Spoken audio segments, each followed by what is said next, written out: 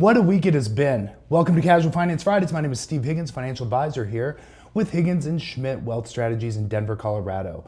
The week started off with a continuation of the declines that we had seen at the end of the last week in response to the announcement of the Trump administration's tariffs put on by pretty much every country all across the globe. So this is really kind of a first of its kind event, which really caused the markets to try to wrestle with uncertainty that kind of persisted through the week, as there was a hint that the tariffs would be paused, and then announcement that the tariffs would in fact be paused, with the exception of those put on by China and a few others as well. So the market's wrestling with that uncertainty, and I think, as I mentioned in the video last week, I think that uncertainty in the response to the uncertainty is fairly justified.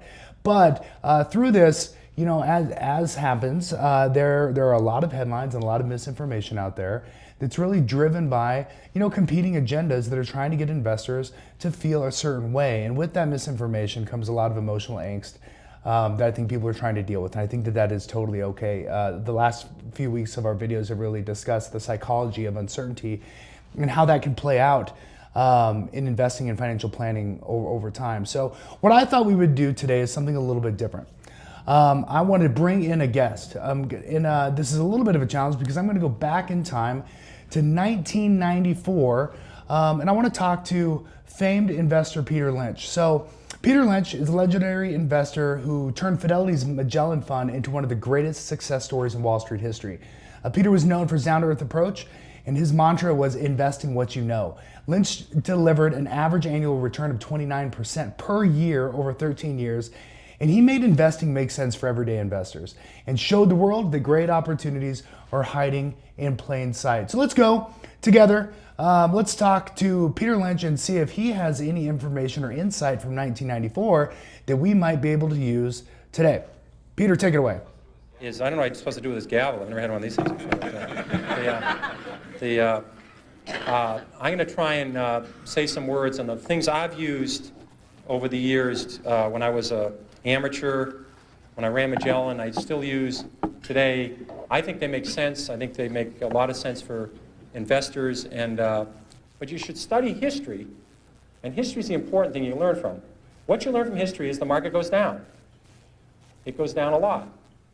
The math is simple. There's been 93 years a century. This is easy to do. The market's had 50 declines of 10% or more. So 50 declines in 93 years. About once every 2 years, the market falls 10%. We call that a correction. That means that's a euphemism for losing a lot of money rapidly. But we call it a correction. And so 50 declines in 93 years, about once every 2 years, the market falls 10%. Of those 50 declines, 15 have been 25% or more. That's known as a bear market. We've had 15 declines in 93 years. So every 6 years, the market's going to have a 25% decline. That's all you need to know. You need to know the market's going to go down sometime. So you take advantage of these declines. They're going to happen. No one knows when they're going to happen. It would be people tell you about it after the fact that they predicted it, but they predicted it 53 times. And so you can take advantage of the volatility in the market if you understand what you own. And then I want to conclude with there's always something to worry about. If you own stocks, there's always something to worry about. You can't get away from it. What happens in the 50s, people were worried about the only reason we got out of the Depression was World War II. We got another recession in the early 50s. They said we're going to go right back into a depression. People were worried about a depression in the 50s, and they worried about nuclear war. People were building fallout shelters, and we used to have this civil defense drill. Remember this one in high school? You get under your desk. I never thought even then that was a particularly good thing to do. They'd blow us, some people in a hat would all get under our desk. But in the 50s, people wouldn't buy stocks, except for the 80s. The 50s was the best decade, the century of the stock market. And people wouldn't buy stocks in the 50s because they're worried about nuclear war and they're worried about depression. And then the Japanese, remember how the Japanese were going to own the world? Remember that one? And that we're going to have a depression? And then about 2 years later, we're all worried about Japan collapsing. And this is the most absurd thing I've ever heard. People were saying we're going to have a depression because Japan's going to collapse. And they had all these countries, Chase had lent their net worth to Brazil, Chile, Peru, and all these other countries, and so and all the other countries. And LD said they were not going to pay it back, and we're going to have a depression. It always ends, and we're going to have a depression. Or the Great Depression. We're going to have the Great Depression. I never could quite understand that adjective in front of depression, but the Great Depression, or the big one's coming. All you have to know is you're going to see, it's always going to be scary. There's going to be always something to worry about. And you just have to forget all about it, cut it all out. Always something to be scared of. I think Peter had it right back in 1994, and I think it's information and wisdom that we can really use today. Let's dive into some charts and let's activate the left brain and let's start putting some historical context to what we're seeing here this week. So the first chart I'm going to show you is this one showing stock market volatility. And the line that you're seeing, it represents the VIX. It's the volatility index. Think of this as the fear gauge. So what we're seeing here from 2010 going forward is the amount of fear that has existed at any given point in time in the stock market. The higher the number, the more fear that we see. And we can see that at times like at COVID, when we had just really that peak level of fear and uncertainty, it was represented by the volatility index here. And to the far right, you can see that we're at an elevated moment of uncertainty and volatility as well too. I probably don't need to tell you that. The last week and a half has been pretty crazy. So yeah, that's the fear, the volatility index. Now I'm gonna show you another chart here. I'm gonna overlay the next 12 months S&P 500 or stock market returns along with that same volatility and fear index. The fear index tells you how scary it is today, but it actually has served over time as what we call a contrarian indicator, meaning it doesn't tell you that that fear is going to persist over time. In fact, the volatility index, when it spikes, is a really good and consistent predictor of future and significant gains in the stock market. So when you feel at your worst, it's a good reminder to say, hey, listen, every time in the past when fear has persisted and there's been an elevated level of volatility and uncertainty, it's actually been a predictor of future returns going forward. Now, I totally get that in the moment, these messages can sound somewhat condescending and they're at odds with and they kind of conflict with an emotional or visceral response that some people may be having to the uncertainty or the political angst that's happening right now in our country. So with that, I know that it doesn't always feel good to get slapped in the face with data. It's kind of like telling somebody who's really worked up to calm down.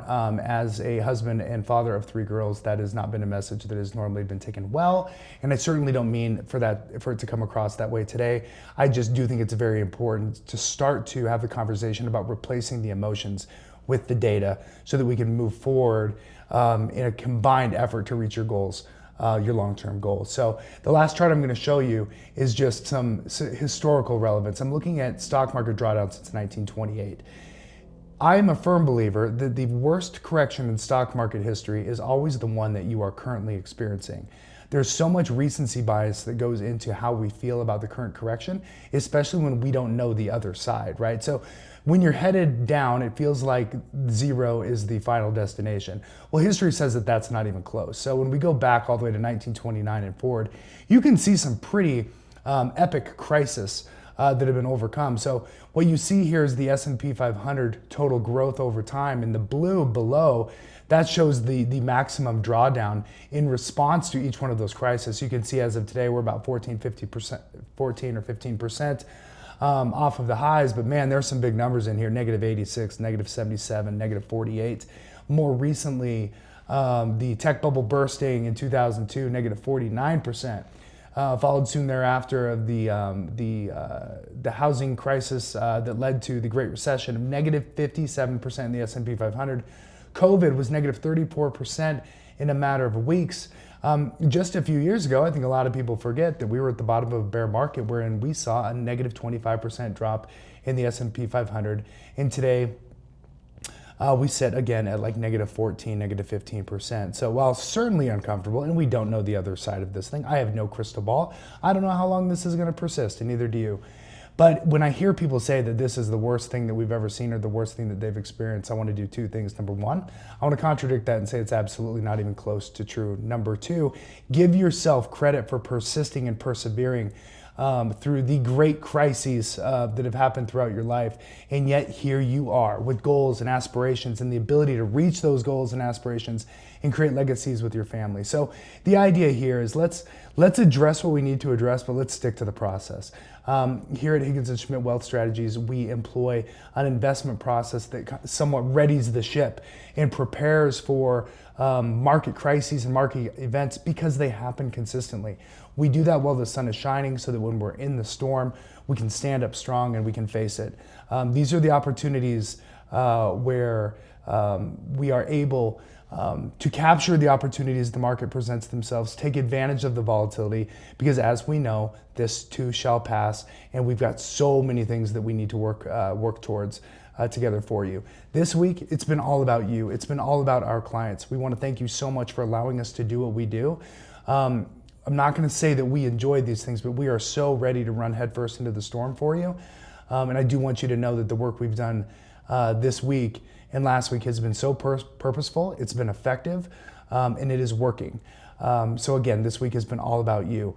With that, I want to thank you for watching the video. Thank you for joining Peter Lynch and myself, for all of us here, my partner Allison Schmidt, here at Higgins and Schmidt Wealth Strategies, and our incredible team standing strong to serve our clients this week. I want to thank you and wish you a wonderful and happy Friday.